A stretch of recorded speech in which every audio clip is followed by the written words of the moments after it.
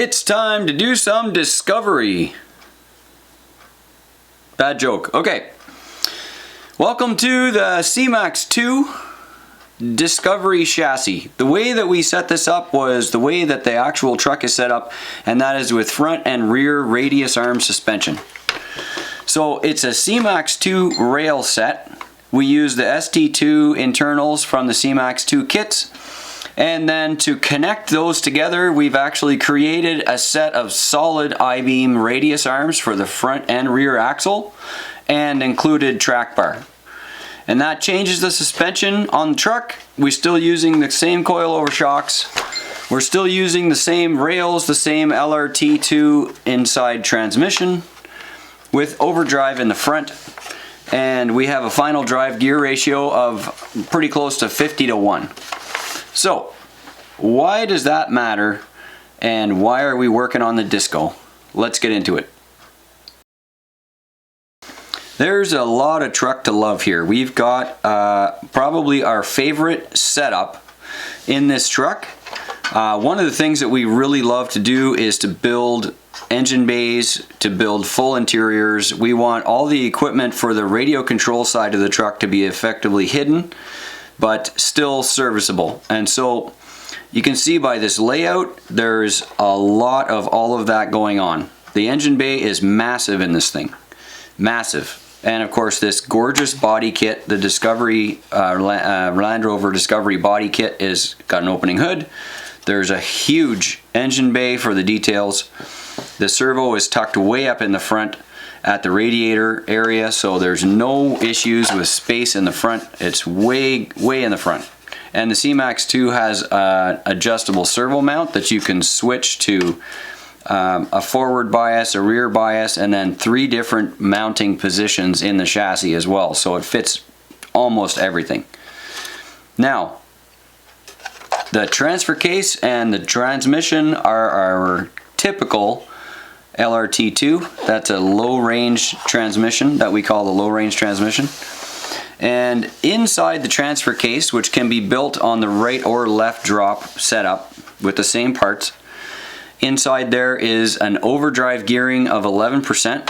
And that means that when you're steering one of these great big 313 wheelbase trucks, you can get rid of all the front axle scrub, so there's no more push. It actually has a little bit of pull, which is really handy on hills. It's got a little bit of rear slow rear axle on the downhills.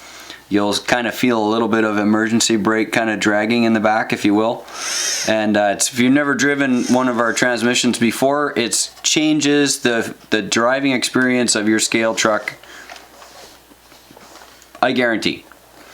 So, huge interior space in this truck. Of course, there is a full interior kit, excuse me, with a dashboard, a set of seats, there's a rear seat, there's a rear floor pan. That's as part of the interior kit. And so the 3D printed parts that we use here for the side trays, the floor mounts, the rear battery box, all of that stuff is all just part of the Patreon Builders Group downloads, and you can sign up there and fire off your 3D printer and get all your mount kit. There you go. You will notice as well that because we're using radius arms in the front and the back, we now have a track bar in the back. So to get the radius arm suspension to work properly and track straight, you have to have that cross-link track bar in the back. That's included in the axle kit. The radius arm suspension is so great, we've been using it since I think 2017 on the LC79 body kits, as well as some Toyota builds, as well as the Range Rover Classic in the front. And so we love it. It's got tons of articulation. It's got full rubber grommets on all of the 6 mounting points for each radius arm. So lots and lots of travel, and smooth. It's so much fun to drive.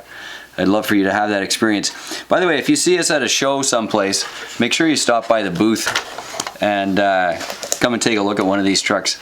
It's just an interesting way of building a vehicle, and it's of course realistic, but they drive so great. Take a look at the electronics here. We're using the new Quick Run 1080S with the 3-cell LiPo in the back. It has a variable drag brake, which I love to death. And so we have that plugged into our channel 6 on the receiver, and so we're actually using a knob for that, so we can set the drag brake from 0 to full stop and everything in between. So it's tunable, very, very nice for downhills when you're just cresting a descent and you don't want to have to use the throttle. You can just back off the drag brake slightly and let it roll down a little bit. It's just an awesome variable brake pedal that's really handy, and it's easy to use on the remote control. We've got not very much wiring in this truck. There's a port already for the headlights to be able to get headlights and taillights power.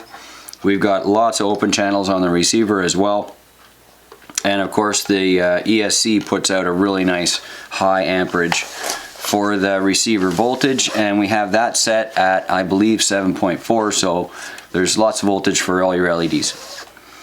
The motor in this truck is a Reedy crawler motor. They have a series called Radon. If you haven't seen those, take a look at Reedy Motors. Team Associated is the backing company for that. And this one happens to be a 5-slot brushed motor with 12 turns, and that gives us about 2800 kV with a 4.19 tire. That's lots of wheel spin to get up hills and stuff like that, but still very smooth, precise low-end control. Really love those. Love those, love those, love those.